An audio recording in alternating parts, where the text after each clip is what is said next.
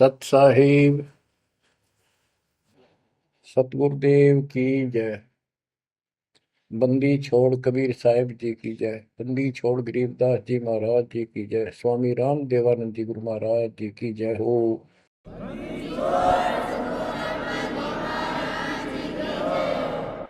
सर्व संतों की जय, सर्व भक्तों की जय, धर्मी पुरुषों की जय। श्री काशी धाम की जय, श्री सुडानी धाम की जय, श्री क्रोथा धाम की जय, श्री बरवाड़ा धाम की जय। सत साहिब गरीब नमो नमो सत पुरुष को नमस्कार गुरु की नहीं। सुर नर मुनिजन साधुआ संतों सर्वस दीन। सतगुरु साहिब संत सब दंडवतम प्रणाम। आगे पीछे मध्य हुए किनको पूर्व। कबीर सतगुरु के उपदेश का सुनिया एक विचार। जय सतगुरु मिलते नहीं जाते नरक द्वार। नरक द्वार में दूत सब करते खेचातान। उनसे कभू नहीं छूटता फिरता चारों खाने। कबीर चार खानी में भरमता कबहू न लगता पार। सो फेरा सब मिट गया मेरे सतगुरु के उपकार। जय जय सतगुरु मेरे की जय जय सतगुरु मेरे की। सदा साहिबी सुख से वसियो अमरपुरी के डेरे की। जय जय सतगुरु मेरे की जय जय सतगुरु मेरे की। सदा साहिबी सुख से वसियो सतलोक के डेरे। बच्चों, उस सतलोक की याद आती है और जिस कारण से ये वाणी याद आती है तो शुक्र मनाया जाता है। आत्मा शुक्र मनाती है कि तुम तो सुख से जीवो, हमने तो कर्म फोड़ लिए। हम तो अपने कर्म भोग रहे हैं, तुम लक्की थे, समझदार थे, इस दुष्ट के बातों में नहीं आए। निर्विकार निर्भय तू ही और सकल वैमान। जी साधो और सकल वैमान। सब पर तेरी साहिबी, सब पर तेरी साहिबी। तुझ पर साहिब नाम निर्विकार निर्भय। आप अमर कथा सुन रहे हो, सत्यनारायण कथा सुन रहे हो, और आप कहीं भी बैठे हो, दाता ने कैसी दया कर दी। चलते फिरते बैठकर परमात्मा का गुणगान सुनो। बच्चों, ये सत्संग जो है ये आध्यात्मिक पढ़ाई है, ये आध्यात्मिक शिक्षा है। इसको समझने के लिए भी काफी समय की आवश्यकता है। जैसे बच्चे स्कूल जाते हैं, यानी 15-16 वर्ष तक तो वो टोटली फ्री होते हैं। अपनी पढ़ाई करो, ट्यूशन लगवाओ, क्लास में पढ़ो। तो ऐसे करते करते वो विद्वान बन जाते हैं, डॉक्टर बन जाते हैं, इंजीनियर बन जाते हैं और बड़ी बड़ी शिक्षाएं प्राप्त कर लेते हैं। इसी प्रकार आपको ये आध्यात्मिक लेक्चर अटेंड करते रहना चाहिए।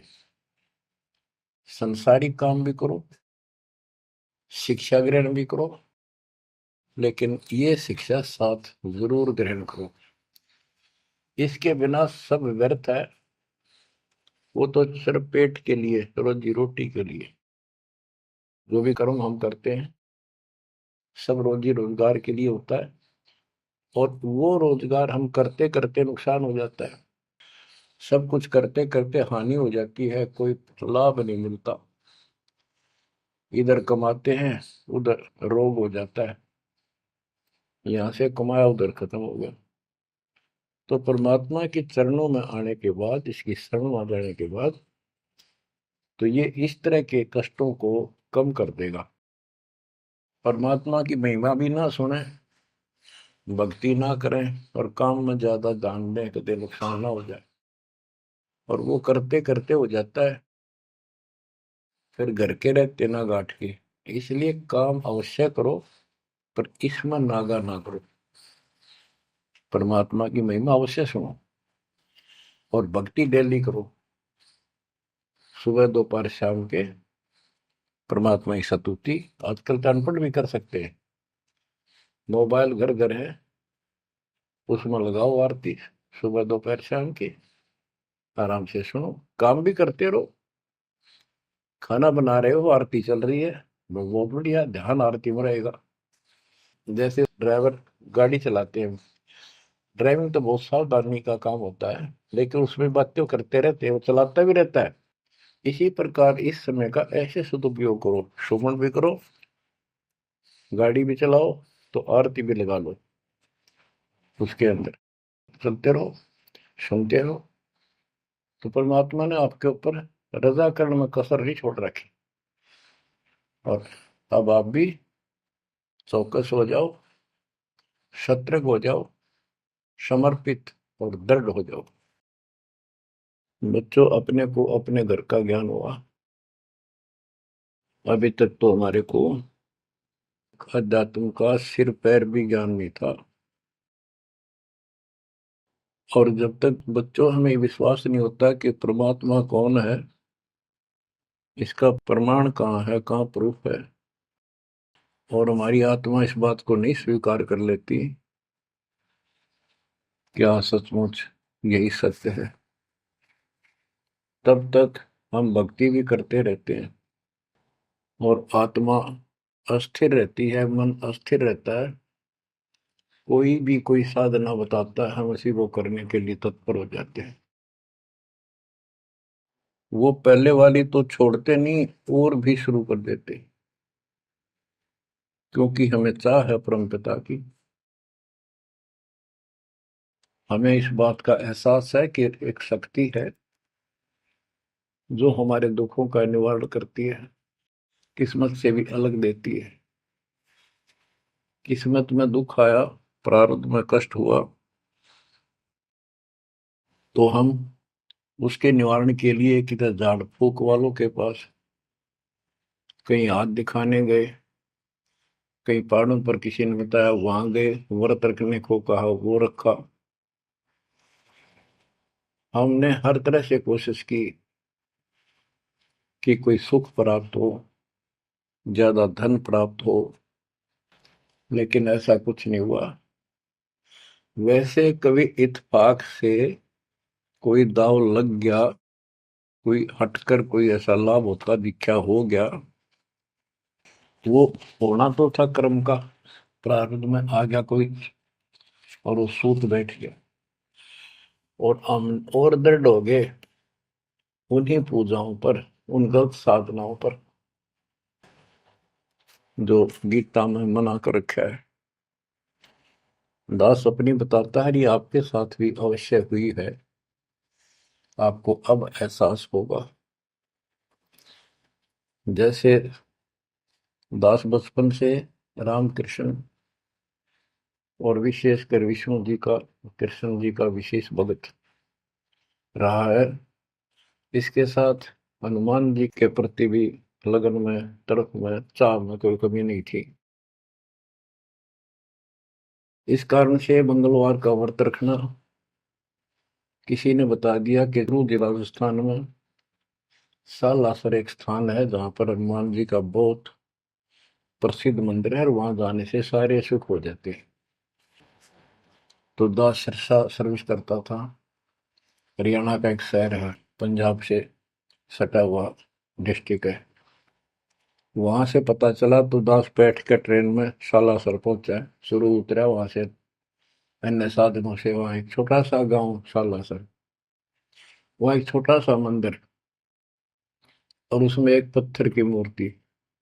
उसकी शक्ल भी ठीक सी कोई ना, हनुमान का वो आइडिया लगाया जाता। उस समय यह सन 1978 की बात है। ऐसा कोई वहां पर ज्यादा भीड़ नहीं होती थी। हम सुबह आराम से दर्शन कर लेते थे। हद से हद 500-400 आदमी जाते थे। फिर देखते देखते 10 साल में वहां पर टेढ़ी मेढ़ी लाइन बनने लगी। यानी 4-4 घंटे में नंबर आने लग गया। और उस दौरान जैसे भी कोई राहत मिली, जैसे सर्विस लगी, पढ़ते थे, पास होते चले गए, हनुमान जी और श्री कृष्ण की जय जयकार। और जैसे हम पढ़ते थे, पास होते चले गए। तो ये श्रेय अपने इन इष्ट देवों को मानते थे जो एक से अनेक थे। श्री विष्णु भगवान, कृष्ण जी, श्री राम जी और हनुमान जी, शंकर भगवान जी। यानी शंकर भगवान जी कोई पीछे नहीं रखते थे। और ये बता रखा था अगर माँ की भक्ति नहीं करनी, इसको विशेष ध्यान नहीं देते थे इसके ऊपर। फिर भी पास हुए, सर्विस लगी, पुत्र प्राप्त हुआ। फिर पुत्री संतान होती चली गई। और इतनी खुशी हुई कि सारा कुछ हनुमान जी ने, श्री कृष्ण जी ने, विष्णु जी ने कर दिया। और ये देख रहा है दास के जो कबीर नास्तिक है उनके भी ये सुख हो रहे थे। तो बात ये है, अब पता चला कि ये साधना वो सुख देने की थी नहीं जो हम इनके सिर कर रहे थे। यकीन से होगा इनको श्रेय दे रहे थे। तो बच्चों, कबीर पीछे लग गया जाऊं था मैं लोक वेद के साथ, मार्ग में सतगुरु मिले, दीपक ले दिया हाथ। इस भक्ति के सफर में हम लोक वेद के आधार से इधर उधर भटक रहे थे, सही मार्ग मिला नहीं था और कभी भी मंजिल प्राप्त नहीं कर सकते थे। ठीक है, हमारी तड़प थी तो भगवान भी मिले। जैसे वेदों में प्रमाण है, ऋग्वेद मंडल नंबर 9, सूक्त चमन, मंत्र 3 में कि परमात्मा सबसे ऊपर के लोक में बैठा है। फिर ऋग्वेद मंडल नंबर 9, सूक्त 82, 1, 2, 3 में, ऋग्वेद मंडल नंबर 9, सूक्त 86 के 26-27 में। तो ये बताते हैं कि परमात्मा अच्छी आत्माओं को मिलता है, वहां से गति करके नीचे आता है, उनके संकट दूर करता है, उनको सच्ची राह दिखाता है अपने मुख कमल से। ऋग्वेद मंडल नंबर 9, सूक्त 96 के 16 से 20 तक। ऋग्वेद मंडल नंबर 9, सूक्त 94 का मंत्र 2, 95 का मंत्र नंबर 1। इन सब में मिलाकर एक निष्कर्ष निकलता है कि परमात्मा ऊपर से गति करके आते हैं और यहाँ अच्छी आत्माओं को मिलते हैं। एक कविता, काव्यों यानी लोकोक्तियों, शब्दों, वाणियों, साखियों के माध्यम से अध्यात्म ज्ञान अपने मुख कमल से बोलकर सुनाते हैं। और वो एक कवि की तरह आचरण करते हुए वर्जम घूमते फिरते और अपने मुख कमल से वाणी बोल करके भक्ति की प्रेरणा करते हैं और गुप्त भक्ति के, परमात्मा की साधना के गुप्त मंत्रों को आविष्कार करते हैं, मंत्रों का आविष्कार करते हैं। जैसे गरीबदास जी ने बताया है, कबीर साहब बताते हैं, गरीब सोहम शब्द हम जग में लाए, सार शब्द हमने गुप्त छिपाए। यानी सोहम शब्द किसी भी ग्रंथ शास्त्र में, जिनको हम शास्त्र मानते रहे हैं 600 साल पहले पहले, उनमें नहीं है। और सोहम नाम का प्रचलन बहुत पहले से चल रहा है, पर इन किताबों में नहीं था। क्योंकि कबीर साहब कहते हैं, हम बैरागी ब्रह्म पद सन्यासी महादेव, सो हम मंत्र जय शिव जी को करे हमारी से। उनको ज्ञान समझा सबको।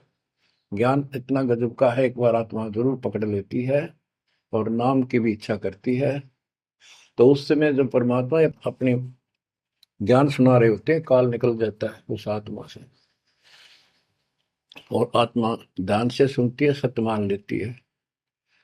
तो इन्होंने ब्रह्मा जी ने, विष्णु जी ने, शिव जी ने सबने नाम दे दिए। इनमें सॉफ्टवेयर लगा दिया परमात्मा ने। विष्णु जी में हरियम का, शिव जी में सोम का, ब्रह्मा में ओम का, और वही आज हमारे को लगा दिया। अब हम अपना काम इनसे डायरेक्ट ले रहे हैं। तो कहने का भाव ये है कि जिस समय परमात्मा अपना ज्ञान सुनाते हैं, काल भाग जाता है। परमात्मा के वहां से आते ही काल प्रवेश कर जाता है, उनकी बुद्धि को फेर देता है। इसी कारण से दोबारा इन्होंने परमात्मा की वाणी सुनी नहीं, विचार नहीं सुना, और ये धोखा खा गई। हमने भी बहुत बार धोखा खा लिया, शंखों बार हम ये कष्ट उठा चुके और ये धोखा खा चुके हैं। अपने भगवान को छोड़कर इन बकवादा में बड़े रहे। मानुष जन्म पाएकर खोवे, सतगुरु विमुखा युग युग रोए। बच्चों, गिरीश सतगुर संगत छोड़कर लाख वर्ष जप कीन, इंद्रिय क्रम ना मोक्ष होए, अरे काल के आदि। जैसे आपको बार बार समझाया जाता है कि सतगुरु से विमुख होने के बाद हम आज से 600 वर्ष पहले परमात्मा से विमुख हुए थे। उसके बाद हम पता नहीं किन किन धर्मों में जन्मे, कभी भक्ति की कभी ना की। भक्ति करते थे और भक्ति ही नहीं थी, लेकिन मालिक फिर भी हमें उन प्रत्येक मानव शरीर में मिले हैं और सच्ची राह दिखाई है। हमने कुछ दिन की साधना अवश्य की है, फिर छोड़ दी, और जिसके कारण परमात्मा हमें चार्ज कर गए। उस चार्जिंग के कारण आज तक आपके हृदय में मालिक की चाह और भक्ति की तरफ बनी हुई थी, और मनुष्य जीवन मिलते रहे। क्योंकि हम 600 साल पहले गुरुद्रोही नहीं हुए थे, सतगुरु विमुख हो गए थे। सतगुरु विमुखा युग युग रोवे, मानुष जन्म पाकर खोए। एक उदाहरण देता हूं। एक राबी नाम की लड़की, जिसको राबिया भी कहा, मुसलमान धर्म में जन्मी। वह पिछले सतयुग से मालिक के उनके साथ लगे थे, अपनी बेटी को, अपनी आत्मा के। गरीबदास जी ने बताया है कि कबीर साहब बताते हैं, 2 दिन मेरी शरण है। यानी एक बार किसी युग में चाहे वो 10 दिन भी नाम ले ले, फिर छोड़ दिया वो, मालिक उसको अपने खाते में खींचता है। और फिर उसको धीरे धीरे धीरे धीरे, देखो अपने पिता को, देखो हमारे लिए कितना कष्ट उठा रहे हैं। उसको धीरे धीरे चार्ज करते रहते हैं, चार्ज करते रहते हैं, भक्ति की तरफ जन्म जन्मांतर बढ़ाते रहते हैं।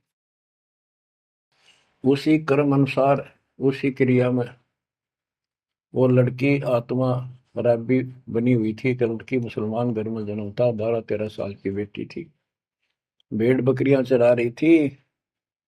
और वो सारी सृष्टि के रचनहार हमारे पिता अपनी बेटी के लिए उस जंगल में पहुंच गए, घास फूस पर बैठ के जाकर बेटी के पास मुसलमान धर्म जिंदा का रूप बनाया।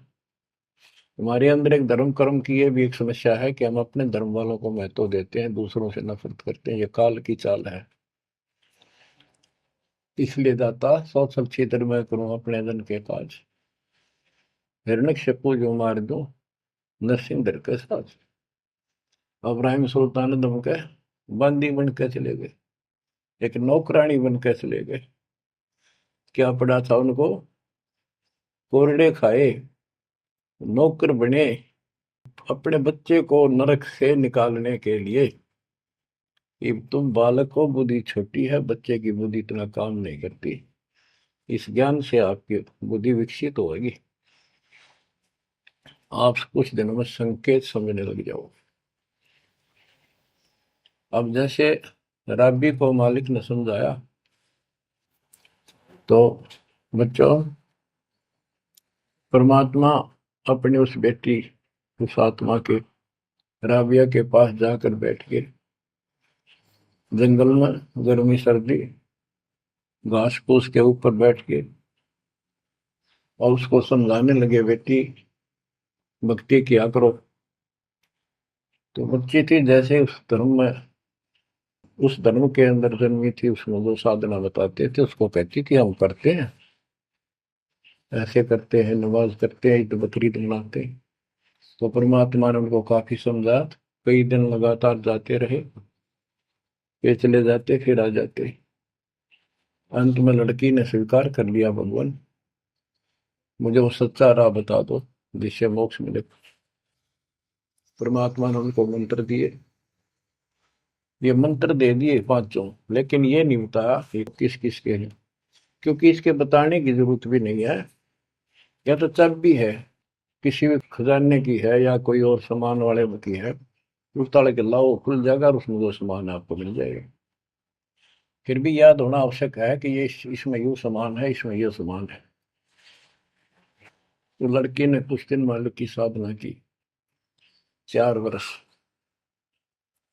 उसके बाद समाज के दबाव में शानी होगी, उसने यहाँ तक फैसला कर लिया कि ये तो संस्कार बढ़ते चले जाते हैं, शादी ही नहीं कराऊंगी, विवाह नहीं कराऊंगी।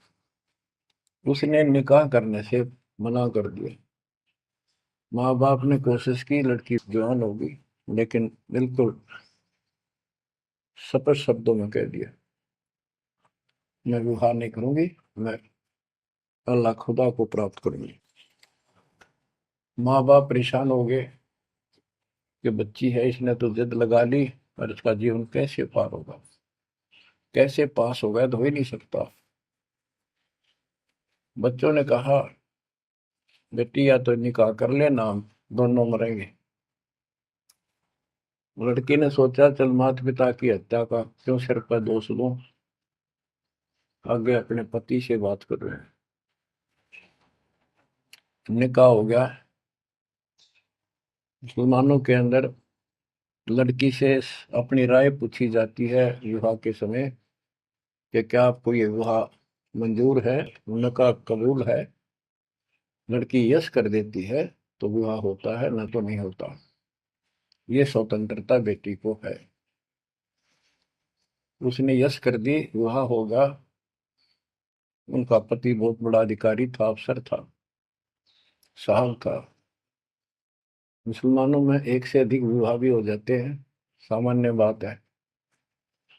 तो उसने यही विचार किया था कि तो शादी और कर लेगा, वहां दबाव बनाऊंगी, ना तो मर जाऊंगी और क्या इलाज है। तो उसने अपने पति से अपना उद्देश्य बता दिया, मैं भक्ति करना चाहती हूँ, मेरी कतई तमन्ना नहीं है कोई शादी और बच्चे पैदा करने की। यदि आप मेरे साथ जबरदस्ती करोगे तो मैं सुसाइड करूंगी। उनका पति भगवान से डरने वाला मुसलमान था, वास्तव मुसलमान था। उसने कहा, राबिया आपने निकाह कबूल क्यों किया, ये बता। उसने कहा कि मेरी मजबूरी थी, मेरे माता पिता मर जाते, मैं वो दोष नहीं लेना चाहती थी, उनका भी काम बन गया। कि आप बताओ आपका क्या इरादा है। मेरा फाइनल है, या तो मौत या अपनी भक्ति करूंगी।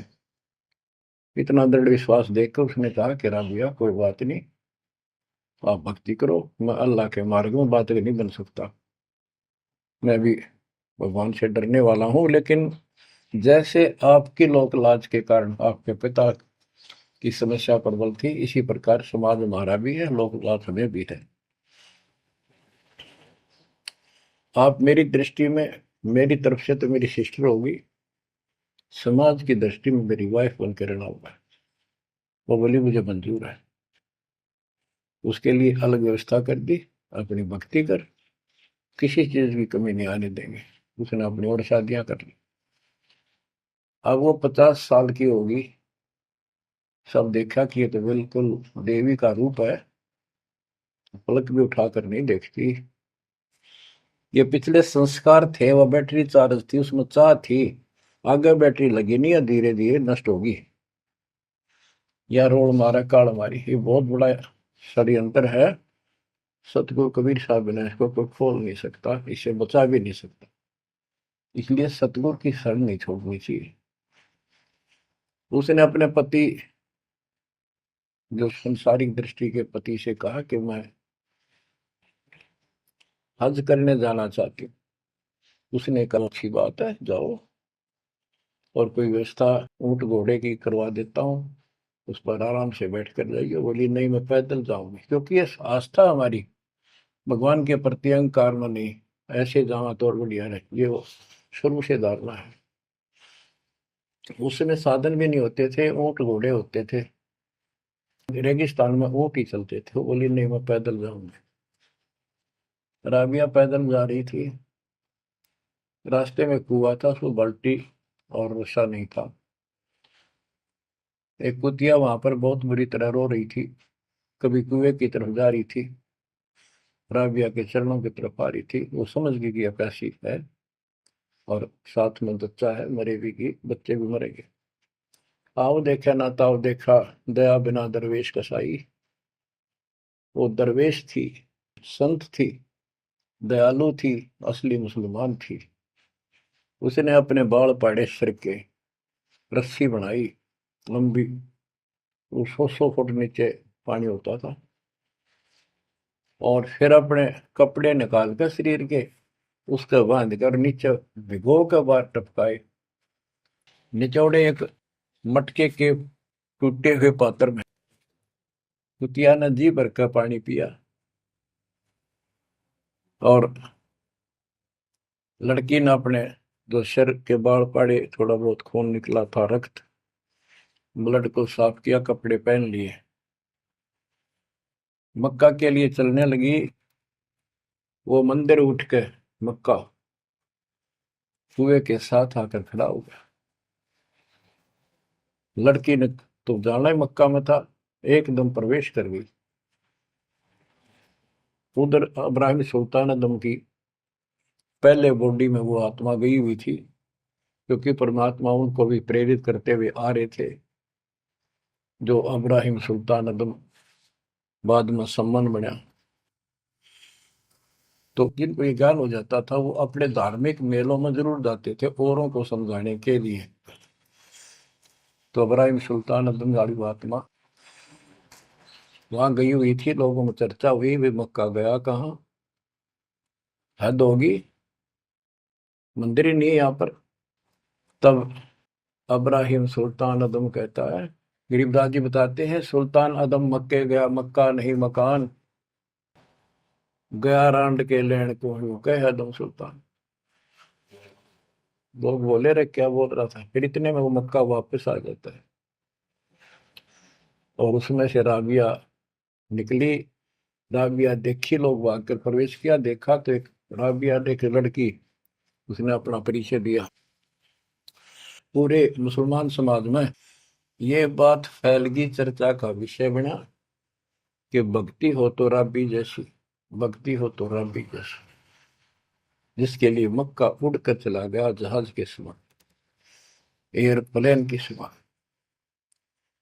तो वह हज के लिए गए हुए व्यक्ति इब्राहिम सुल्तान से बोले, अरे भले आदमी, तो एक देवी को क्या कह रहा था, गया रांड के लेने को, नु कह तुम सुल्तान, एक नकमी आत्मा को यो मक्का लेने गया है। तेरा तो भाई दिमाग खराब हो गया, इसी देवी के बारे में ऐसे शब्द बोले, तुझे पाप लगेगा, दोजख में जाएगा। तब उसने उनको बताया, ये कभी आत्मा इसके लिए आए थे, इसको वहां मिले थे ऐसे ऐसे, और इसने वो सत भक्ति छोड़ दी, क्योंकि परमात्मा साधु रूप में कहीं प्रकट हो जाते हैं, ये उनका एक नियम है, अच्छी आत्माओं को मिलते रहते हैं। तो उस इब्राहिम सुल्तान वाली आत्मा को बताया था कि ऐसे एक राबी नाम की बेटी है, उसको भी मैंने ज्ञान दिया, पर नालायक ने वह भक्ति छोड़ दी दुख पाव में। तो उसने बताया कि इसको सत भक्ति मिली थी, डरे डोना ही है यार, उस पिछली साधना के कारण ये सब कुछ हो रहा है। परंतु उन लोगों के अबन में कहाँ समाने वाली थी अब बात, दो अक्षरों में।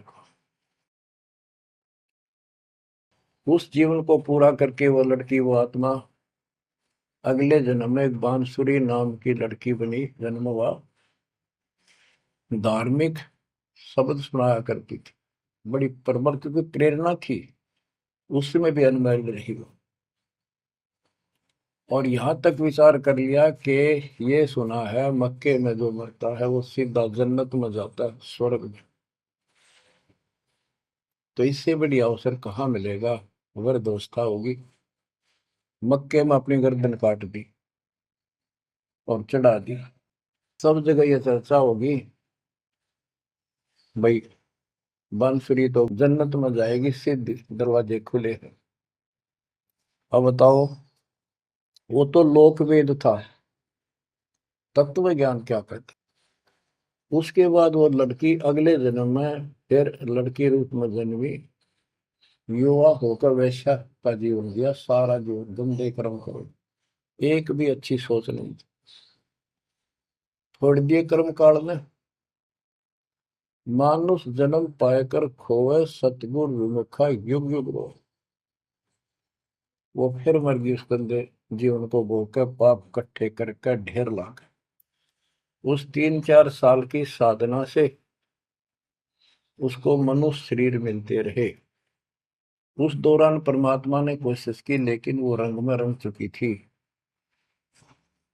बांसुरी वाले में खुद गायक बन गई, लोग प्रशंसक हो गए, बड़े बड़ी अल्लाह का ज्ञान सुनाती है। और वैसा बनने के बाद उसी कर्म वैसे फूट लिए, अच्छे बात समझ में नहीं आई। वो फिर मृत्यु को प्राप्त हुई, वैसा का जीवन, गणका का जीवन भोग कर फिर वो शेख तकी नाम के एक धार्मिक मुसलमान पीर के घर जन्म लिया बेटी के रूप। 11 वर्ष की, 12 वर्ष की आयु पूरी करके वो मर गई, समय संस्कार पूरा हुआ। परमात्मा कहते हैं, सो सल छिदर मैं करूं अपने जन के काज, उस आत्मा को फिर अपने चरणों में लेना था, अपनी प्यारी आत्मा। जो जन मेरी शरण है ताका हूं मैं दास, केल के लाग्या करूं जब लग धरती आकाश। तो कारण बनाया, शेख तकी के मन में ये धारणा पैदा की कि राजा सिकंदर लोदी से, जो उसका धार्मिक पीर था शेख तकी, उसने कहा कि आप कहते हो इसने, कबीर ने रामानंद जी को जीवित कर दिया, गर्दन काट दी थी आपने, और आपका जलन का रोग ठीक कर दिया, कमाल जिंदा कर दिया। वो तो वैसे उसमें सदमे में था, वो ऐसे वैसे हो जाता, इत्तेफाक उसको जीवित होना था, इसका कबीर का नाम बन गया। जब जानू मैं इसको, मेरी बेटी को जिंदा कर दे जो कब्र में दबी हुई है, 15-20 दिन हो गए। तो कबीर साहब से कहा गया, कबीर साहब ने कहा कि आसपास के लोगों को बता दो कि आ जाओ, एक कमाल होगा। उस शेख तकीर ने ढिंढोरा पिटवा दिया कि इसकी बेइज्जती हो तो छक्का हुआ है, मूर्ख बना रहा। उधर कबीर साहब ने कह दिया कि भाई खूब बुला लो, आस पास जितने बुला सकते हो, सबके सामने देखते हैं परमात्मा की क्या रजा होती है। हजारों व्यक्तियों के सामने कबीर साहब ने कहा, एक शेख तकी की बेटी जीवित हो जा। कब्र फुलवा दी, उसमें 100 पड़ा था। कहा एक शेख तकी की बेटी जीवित हो जा, लड़की नहीं जीवित हुई। फिर दोबारा कहा, फिर भी जीवित नहीं हुई। शेख तकी नाचन लग गया, खुल गई पोल डोंगी की। देखो ये बकवास करता था, सुन लो भाई, है डोंगी पाखंडी झूठा। तो परमात्मा ने कहा कि शेख तकी तू कोशिश कर ले। तो और दूसरे बोले जी, ये कुछ करने जोगा होता था, अपनी बेटी ने कौन मिट्टी में दाबा है, आप पर दया करो। तब कहा है कबीर की बेटी, जीवित हो और बाहर आ बेटा। इतना ही कहना था। सारा शरीर में कंपन हुई, डेड बॉडी जीवित होगी और उठ के बेटी बाहर आ गई। मालिक के चरणों में मस्तक टेका। 1.5 घंटा तक अपनी पिछली गलतियां और कबीर भगवान की समर्थता सबके सामने बताई और कहा कि ऐसे ऐसे मुझे ये भगवान मिले थे अल्लाह। ये खुद अल्लाह अकबर हैं, पूरी सृष्टि के रचने वाले, सबके दुख दूर करने वाले। मेरे कर्म फूट गए, मैं इनको छोड़कर ऐसे ऐसे गंदे जीवन जी के मैं आज फिर इनकी कृपा हुई, मैं कोई मनुष्य जीवन शेष नहीं था। पशु पक्षी बनने वाली लाइन में खड़ी थी। ये परमात्मा वहां पहुंचे और धर्मराज के दरबार से मैं मुझे पेश किया, वहां से मेरे कागज निकाल दिए और मुझे साथ लेकर यहाँ के छोड़ा है। बोलो सतगुरु देव की जय हो, बंदी छोड़ कबीर साहिब की जय हो।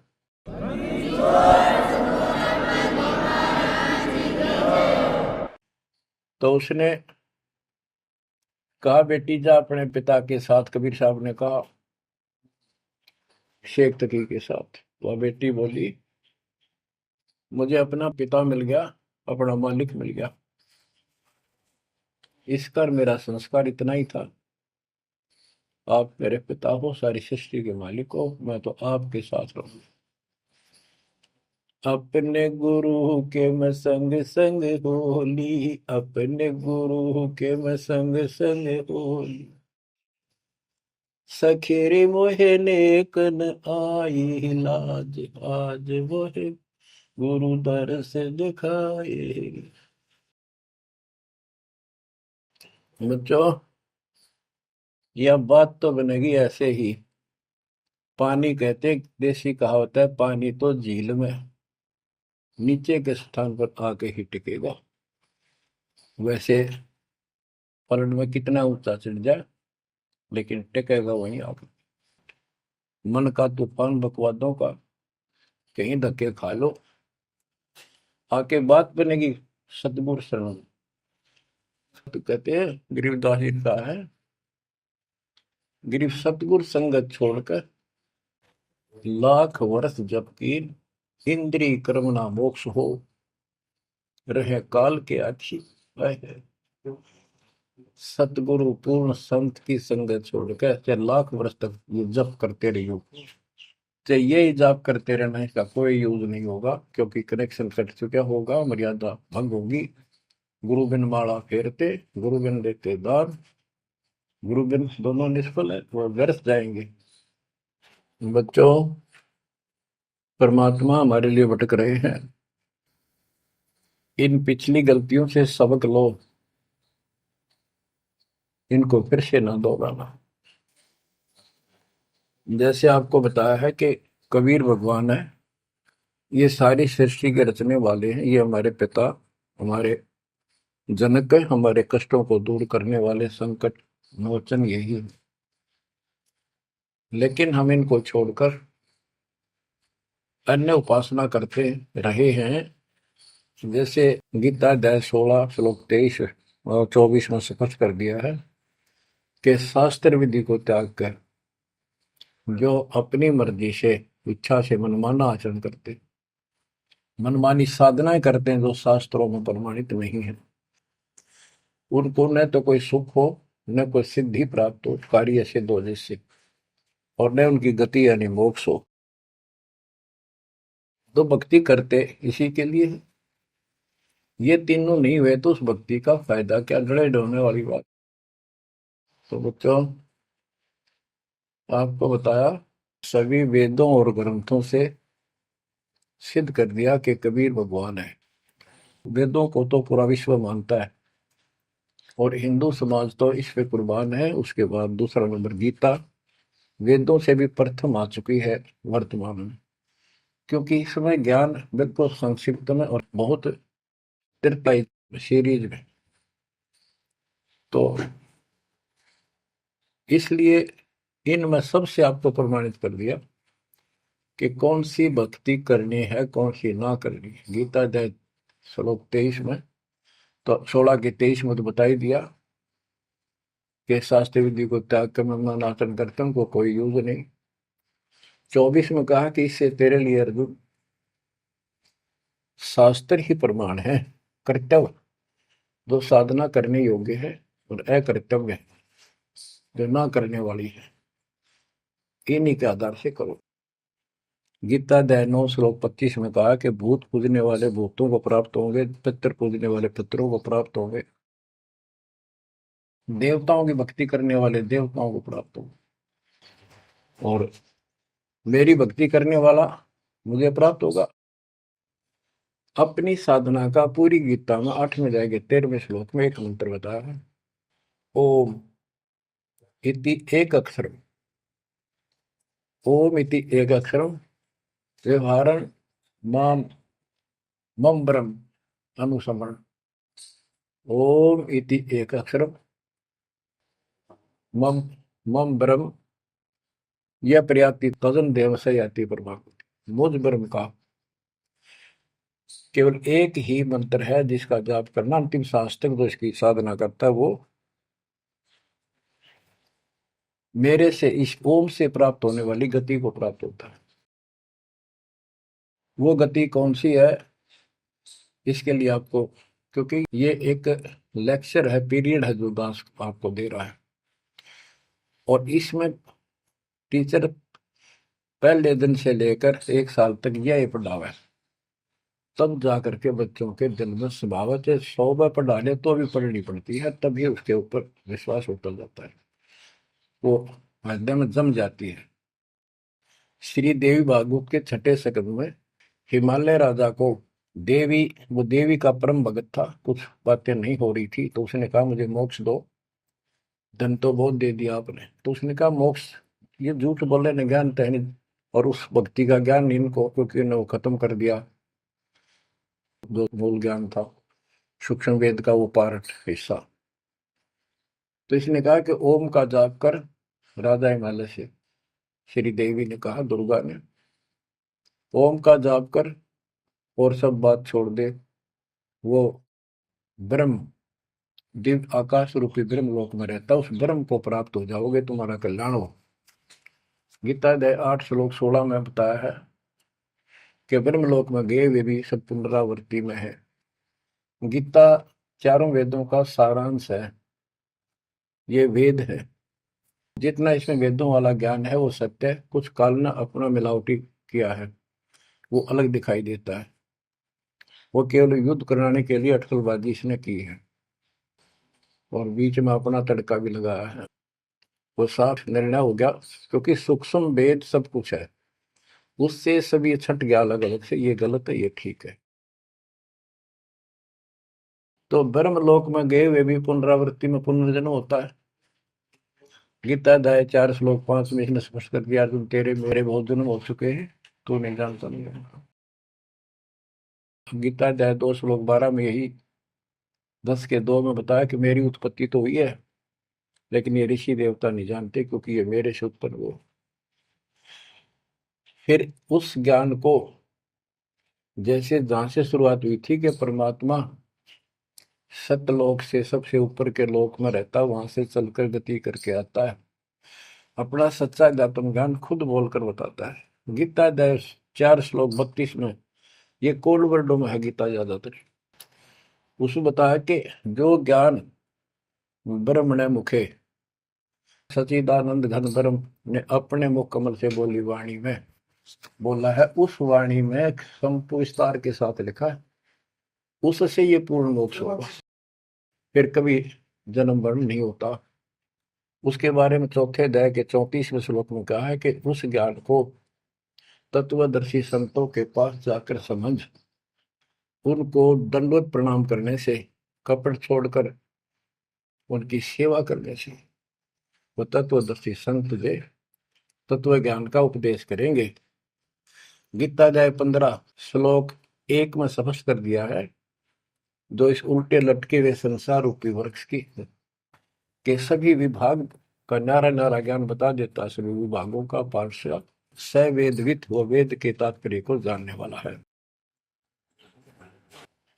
गीता अध्याय 15 श्लोक 4 में कहा है कि उस तत्व ज्ञान के प्राप्त होने के पश्चात उस तत्व ज्ञान रूपी शस्त्र से इस अज्ञान को काट के, यानी तत्व ज्ञान को ठीक से समझकर उसके पश्चात परमेश्वर के उस परम पद की खोज करनी चाहिए, जहां जाने के बाद साधक फिर लौटकर संसार में कभी नहीं आते।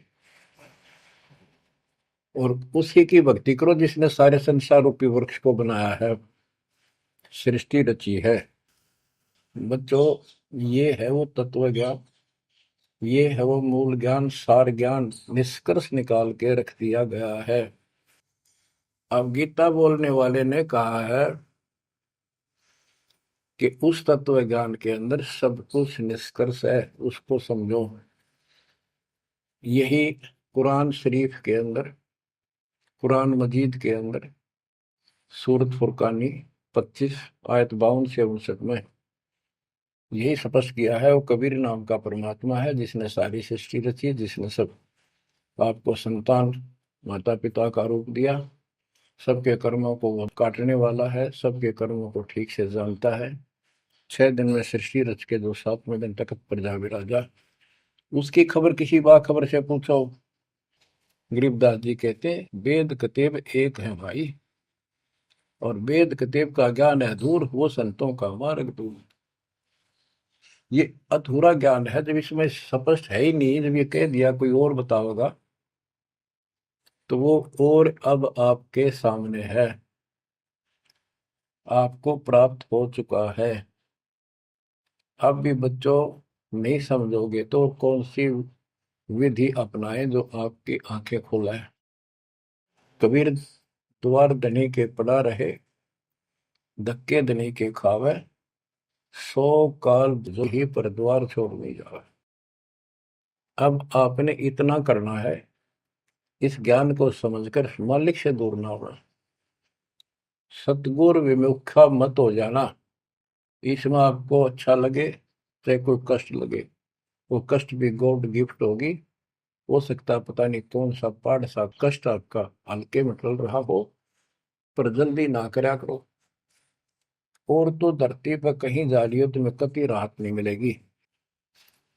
तो बच्चों, मानत ना मन मोरा साधो, मानत ना मन मोरा रे, बार बार मैं ये समझाऊं जग में जीवन थोड़ा रे, बार बार मैं ये समझाऊं जग में जीवन थोड़ा है। दुविधा दुर्मति चतुराई में जन्म गया नर तोरा रे, अब भी आने में लो सत्संग में, करो गुरु ज्ञान पर गौरा रे। अब भी आने में लो सत्संग में, करो गुरु ज्ञान पर गौरा रे। शरण पड़े को गुरु संभाले, जाने का बालक भोला रे। कह कबीर तुम चरण चित राखो, जो सोई में डोराए। कह कबीर तुम चरण चित राखो, जो सोई में डोरा रे। मानत ना मन मोरा साधो, मानत ना मन मोरा रे, बार बार मैं ये समझाऊं जग में जीवन थोड़ा रे। बच्चों, जैसे धागा सुई में चिपका रहता है, ऐसे लटके रहियो परमात्मा के दास के चरणों, मोक्ष मिलेगा सत्साहिब।